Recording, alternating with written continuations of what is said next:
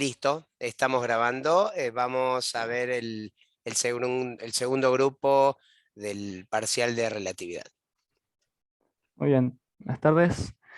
Nuestro grupo va a hablar sobre la teoría especial de la relatividad y cómo ésta afecta a tanto la estructura química como las propiedades físicas de dos elementos en particular, los cuales son el oro y el mercurio. Bueno, acá tenemos las dos imágenes. El oro, no hace falta, lo conocemos todos. Es conocido principalmente por su particular color amarillo o dorado. Y bueno, es justamente una de las cualidades por la cual es considerado un metal tan precioso hoy en día. Y bueno, y abajo, en la foto de abajo, tenemos el mercurio, el cual tiene una particularidad que es el único metal que se encuentra en su estado líquido a temperaturas y presiones normales, es decir, a temperatura ambiente y presión atmosférica. Eh, y bueno, en esta exposición vamos a explicar cómo la relatividad afecta o causa estos efectos en los elementos. Bien, para empezar vamos a hablar un poco de lo que es la teoría de la relatividad especial. Fue propuesta en 1905 por Albert Einstein y está basada en dos postulados fundamentales. El primero dice que las leyes de la física son las mismas en todos los marcos de referencia inerciales. Es decir, si una ley se cumple en un marco de referencia, también se debe cumplir en el otro. Y el segundo postulado es que la velocidad de la luz es una constante del universo y es la misma sin importar el marco de referencia desde el cual se observe.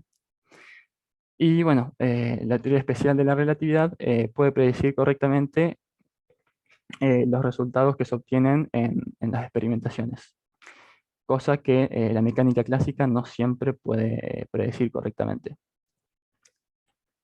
Y bueno, antes de explicar cómo esta teoría afecta al oro y al mercurio,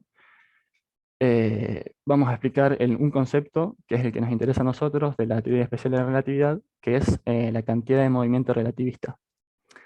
Como ya sabemos, hay un principio que se llama el principio de conservación de la cantidad de movimiento, el cual nos dice que si tenemos una interacción entre dos o más cuerpos o objetos, y no hay presencia de una fuerza externa, es decir, pues la suma de las fuerzas externas es igual a cero, entonces la cantidad de movimiento de ese sistema, la cantidad de movimiento total de todos los cuerpos, debe permanecer constante.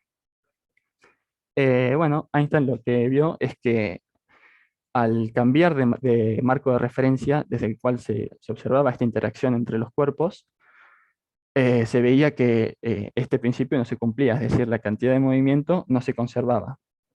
Entonces introdujo un nuevo concepto que es la cantidad de movimiento, esta vez relativista, la cual, como podemos ver, sigue siendo directamente proporcional tanto a la masa como a la velocidad, pero esta vez se le agrega este coeficiente relativista. Y bueno, una de las consecuencias es que a medida que la velocidad del cuerpo se aproxima a la velocidad de la luz, su cantidad de movimiento aumenta. Sí, aumenta sin límite, básicamente, y el caso teóricamente imposible de que un cuerpo se mueva a la velocidad de la luz daría como consecuencia que su cantidad de movimiento sea infinita.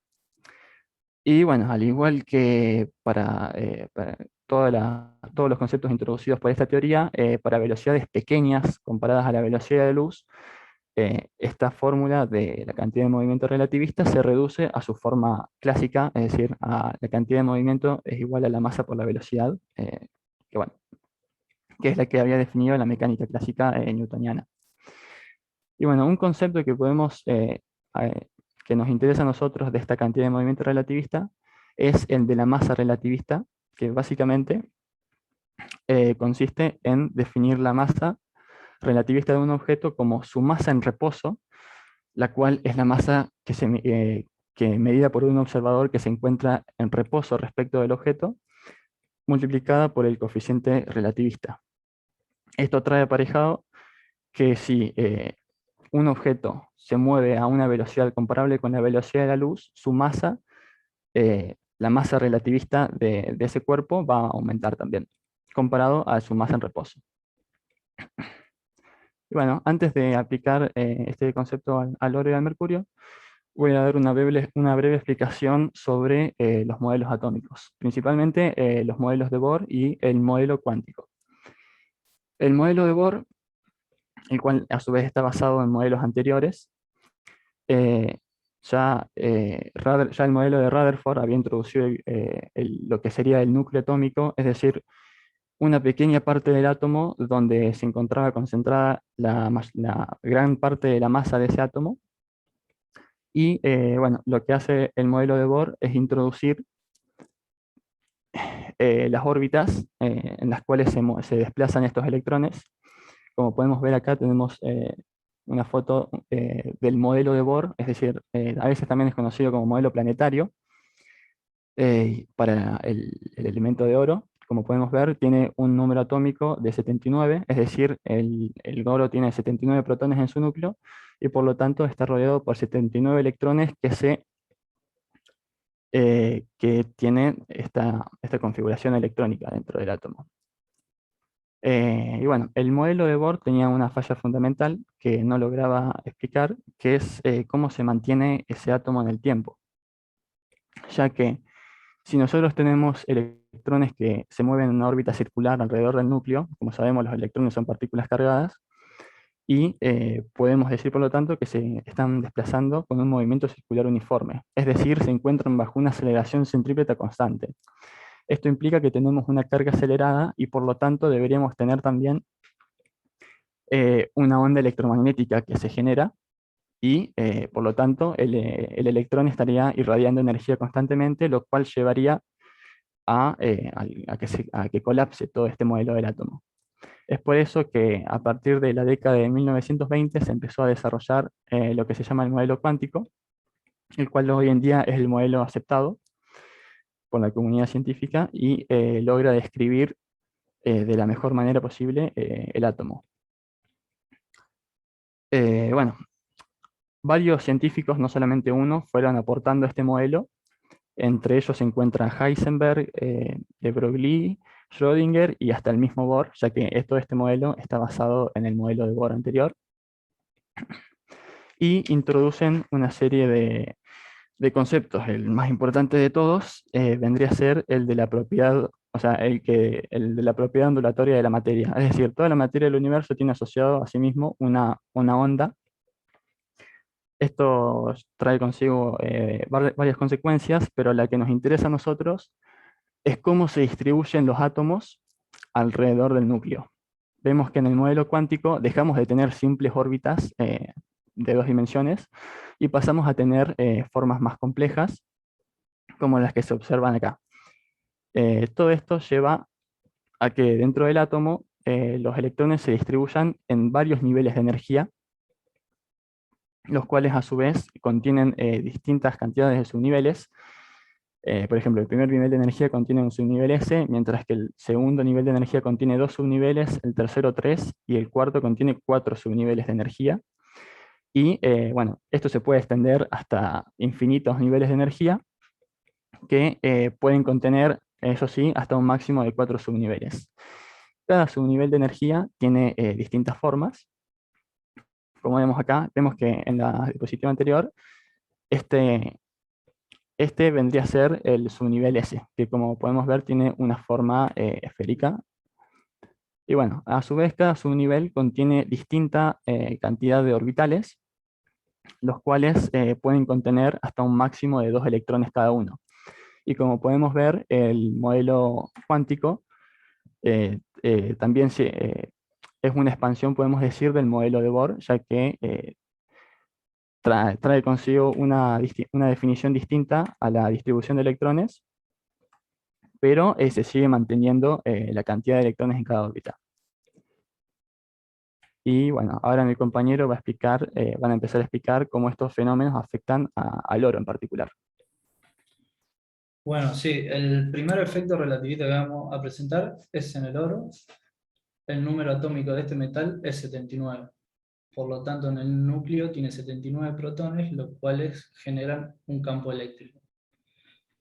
A nivel atómico, este campo eléctrico es bastante grande, lo que genera una gran fuerza electrostática atrayendo a los electrones a él. Para no caer en el núcleo debido a la fuerza electrostática y seguir en órbita, los electrones deben aumentar su velocidad. Los electrones más afectados son los más cercanos al núcleo, que es donde la fuerza de atracción es mayor. En la capa 1s, la velocidad de los electrones llega a ser alrededor del 58% de la velocidad de la luz. Ahora vamos a ver un video que nos compara el átomo de hidrógeno y un átomo de oro. Se ve que en el átomo de hidrógeno, que tiene un solo protón, la fuerza de atracción es débil y el electrón orbita el núcleo con bastante lentitud. Pero cuando pasa al átomo del oro, que tiene 79 protones en su núcleo, como ya lo dije, la fuerza de atracción es mayor y la velocidad del electrón aumenta a valores cercanos a cero. Sabemos por la teoría de la relatividad que cuando un objeto, en este caso el electrón, se acerca a la velocidad de la luz, su masa relativista aumenta. Y si la calculamos multiplicando la masa en reposo por gamma, el coeficiente de Lorentz, nos da que la masa aumenta en un 23%.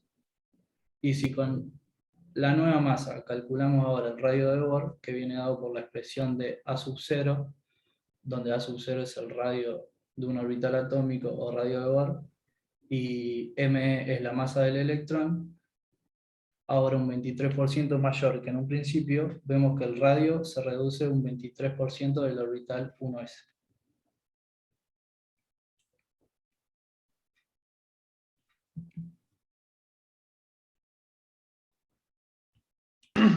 Bueno, esta contracción que mencionaba mi compañero genera una cercanía al núcleo, haciendo que los electrones viajen a enormes velocidades.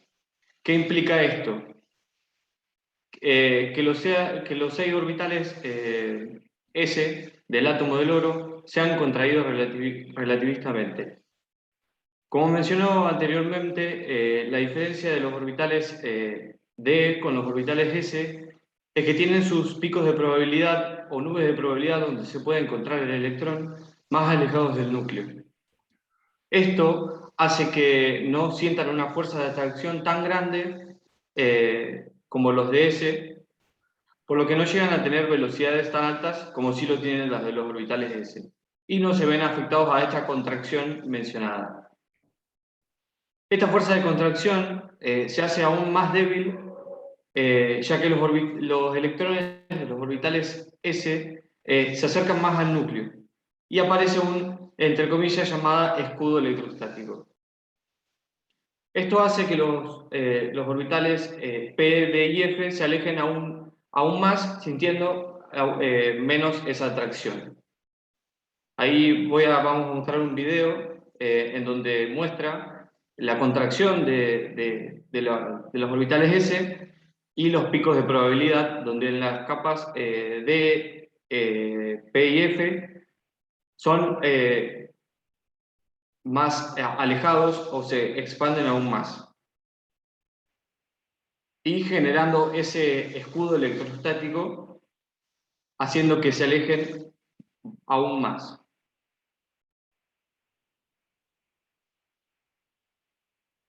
Ahora puedes pasar al siguiente.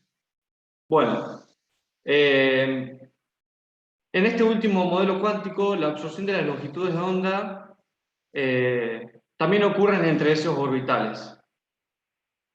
En la mayoría de los metales tienen su longitud de onda máxima de absorción en el espectro ultravioleta. ¿Qué significa esto? Que van a reflejar todo el espectro visible, toda la luz visible. Esto no ocurre en el oro, ya que esta absorción transcurre en los orbitales 5D y 6S. Un electrón en el orbital 5D absorberá una cierta longitud de onda y saltará al orbital 6S. Que si no tendríamos en cuenta la relatividad, la energía que necesitaría un electrón para pasar de un orbital a otro correspondería a las frecuencias del espectro ultravioleta. al igual que en el resto de los metales.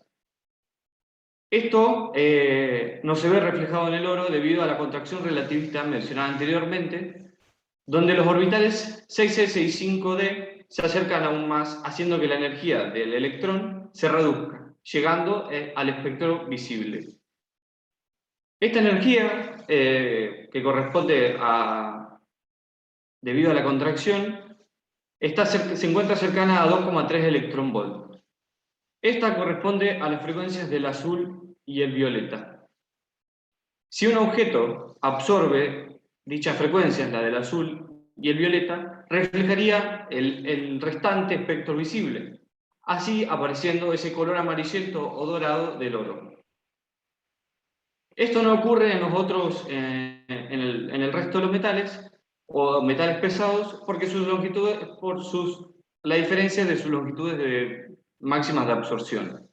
Como vemos allí, vemos el video en el que al principio muestra, donde no tendríamos en cuenta la relatividad, que se necesitarían 4 electronvolts para que pase de un electrón a la otra órbita, donde vemos que las frecuencias están en las ultravioletas, reflejando el espectro visible. Por la contracción relativista, este margen o esta contracción hace que se acerquen, reduciendo así esa energía necesaria al electrón para pasar de una órbita a otra, haciendo así que absorban la luz azul, las frecuencias de azul y violeta, generándose así el color amarillento o dorado del oro.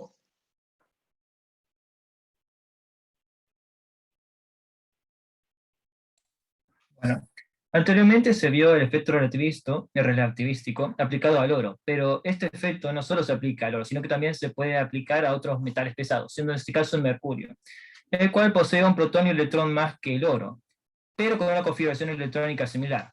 Por lo tanto, la carga positiva que se encontrará en su núcleo tendrá un valor un poco mayor que el del oro. Por lo tanto, los electrones que se encuentren más cerca del núcleo, correspondiendo a nivel 1s, experimentarán una atracción muy fuerte hacia él. Por lo que para mantener su órbita, su velocidad tendrá que ser bastante elevada, cercana de la luz. Por lo tanto, esta velocidad podría categorizarse como relativística. ¿Me pasó a la siguiente diapositiva, Mariano? Bueno, esta velocidad se calculó anteriormente, como explicaron mis compañeros, en la cual la fórmula que se utilizó fue despejada por Bohr. A partir de esta velocidad y aplicando la ecuación de la masa relativista, se dio que incrementa un 23%, similar al oro. Y si observamos la ecuación de la radio de Bohr, vemos que este depende inversamente del valor de esta masa. Por lo tanto, habrá una reducción de su valor, siendo esto de un valor del 23%. Que esto significará que los niveles S se contraerán en el núcleo, al igual que pasaba con el oro. ¿Pasar a la siguiente diapositiva, Mariano? Bueno, pero este efecto relativístico no es el único que afecta al comportamiento líquido del mercurio, sino que también lo que lo afecta es su propiedad de metal, que si observamos su configuración electrónica, sus niveles están llenos, es decir, que están repletos de electrones. Por lo tanto, se verán reacios a compartirlos entre otros enlaces covalentes. Le da esa propiedad de que sea un no tan buen conductor térmico ni eléctrico, porque en caso de que se presente muy poca cantidad de material, la fuerza de atracción entre moléculas, como se ve en la imagen, se dará mediante fuerza de Van der Waals, las cuales consisten básicamente en una atracción entre dipolos, ya que en la imagen se observa que la carga positiva de una molécula será atraída por la carga negativa de otra molécula, y así sucesivamente. Sin embargo, si se presenta una gran cantidad de este material, esta fuerza no será la que mantiene unido a las moléculas de este material, sino enlaces covalentes débiles, lo cual justifica que este material sí pueda conducir electricidad, aunque sea en baja proporción. ¿Pasar a la siguiente diapositiva, Mariano? Bien. Sin embargo, todo esto ya se sabía antiguamente, pero el efecto del fenómeno relativístico era un supuesto, ya que la única forma de explicarlo era a través de un análisis matemático riguroso, en el cual consiste básicamente en hacer un análisis de comportamiento del átomo en una muestra, y cómo el efecto relativístico lo afectaba. Pero esto antiguamente no se podía realizar, ya que para hacerlo se necesitaría de un buen sistema informático, en otras palabras, en una buena PC. No fue hasta el 2013 donde en una revista denominada Away Time se publicó un artículo el cual justificaba que el efecto relativístico tenía efecto sobre el punto de fusión de mercurio, en el cual este artículo consistía en una simulación realizada mediante software, en el cual se utilizaba un método matemático denominado de Monte Carlo, si mal no me acuerdo. Bien, este método matemático consistía en un gran número de pruebas en el cual se analizaban sus resultados y se visualizaba cuál que mayor veces se repetía. Y a este valor se lo comparaba con valor experimental. La simulación lo que hizo fue simular diferentes muestras de átomos de mercurio con diferente cantidad, siendo esta del orden de los 100 a miles de átomos.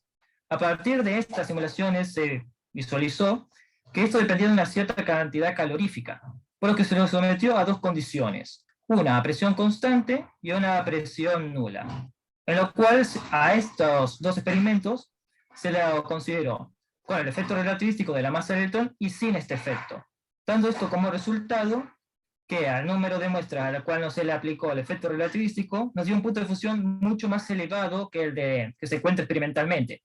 Sin embargo, si se consideraban estos efectos relativísticos, nos daba un punto de fusión cercano al experimental. Por lo tanto, mediante este artículo se justificó que el efecto relativístico tenía incidencia sobre el efecto de que el punto de fusión de mercurio sea tan bajo. Muy bien. Bueno, hasta acá llegó nuestra exposición. Si alguno tiene alguna pregunta.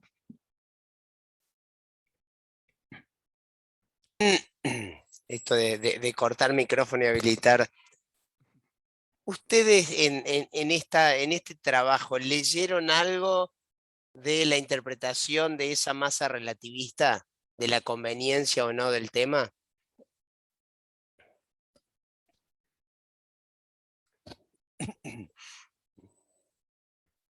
No, no entendí la pregunta. ¿Se puede repetir? Sí. Yo no sé si el Sears o, bueno, uno de estos textos que hay, que en un momento comenta sobre la masa relativista, hace una recomendación justamente al usarla como masa relativista. Es decir, tengan presente, porque con este criterio la masa cambiaría su cantidad de masa. ¿Estamos en lo cierto? Con la Sí. velocidad. O sea que no sería la misma la masa acá que la masa yendo en una nave espacial a velocidades importantes. O que la masa del GPS, como vimos antes. Sí, eso lo mencionaba en el Sears. Claro. Y recomendaba no tomar en cuenta el concepto de masa como absoluto, porque tengan en cuenta que la masa se considera un invariable. Es una propiedad de la materia que no está alcanzada en sí con el concepto relativista como tal. Es decir, como modelo matemático les sirve, pero ni siquiera podría llegar a asegurarlo, porque puede llegar a cambiar todo, pero el consenso internacional, esto a título informativo, es decir, simplemente, no es en evaluación concreta, habla de no tomar a la masa como un concepto relativista, ¿sí? Sino que ese coeficiente relativista termina siendo parte en realidad igual de la fórmula, porque si no es en la masa es en la velocidad. Entonces, normalmente lo tomás en la velocidad, obviamente que para tomarlo en la velocidad la demostración se te complica un poco en este caso. Pero bueno, es para que tengamos ese concepto de que como modelo para el análisis de lo que acabamos de ver, podemos llegar a explicar de una manera simple, pero salvaguardando que la masa es un invariable y en todo caso ese coeficiente relativista no me varía la cantidad de masa, sino que me está variando las otras variables, que podría ser, si analizamos cantidad de movimiento, la velocidad, ¿no?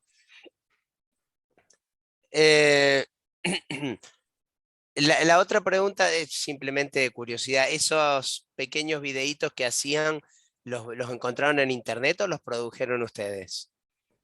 No, No, fueron encontrados en internet.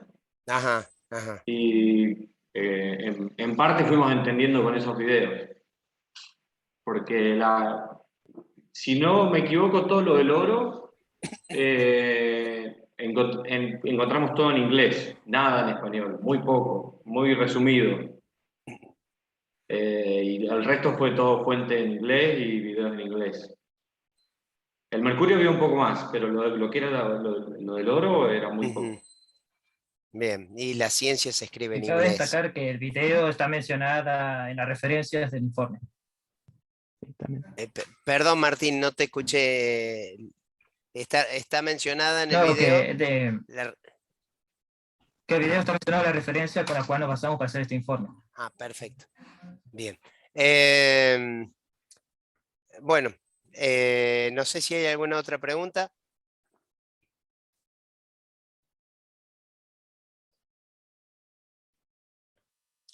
Corto la grabación entonces. Muy bien. ¿Vale?